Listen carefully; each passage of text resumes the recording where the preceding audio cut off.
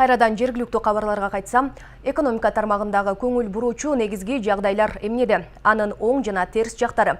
Бул багыттагы иликтөөлөрдө массалык маалымат каражаттары негизги ролду ойнойт.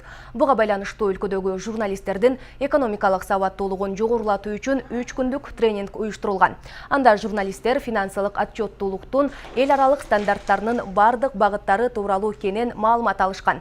Аталган тренингти тажрыйбалуу адистер жетектеп, өз тажрыйбалары менен бөлүшүштү. Андан тышкары Кыргыз Республикасынын экономика жана финансы министрлигине караштуу финансы рыногун жөнгө салуу жана көзөмөлдөө мамлекеттик кызматынын төрагасы Арзыбек Кожошев жана бир нече кызматкерлер өздөрүнүн ишмердүүлүгүн презентациялаган. Тренингке өлкөнүн түштүк аймагындагы журналисттер катышып, жалпы 15 журналист атайы сертификат, аудиттик багыттагы китептерге ээ болушкан. Өзгөчө журналисттер активдүү болду. Абдан курч суроолор берилип атты.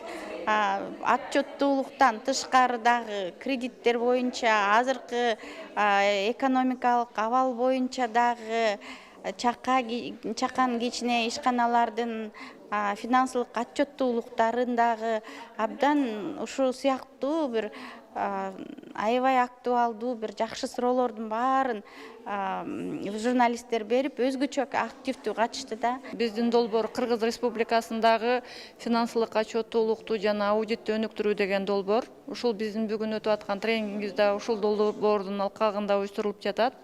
Бул тренингди өткөрүш үчүн биз 19 тренерди дардап алып, 4 группага бөлүп алып окууларды жүргүзүп атабыз. Журналисттерге биринчиден болуп, журналисттер финансылык отчеттуулук жана аудит жөнүндөгү толук маалымат алсын деген максат коюлган.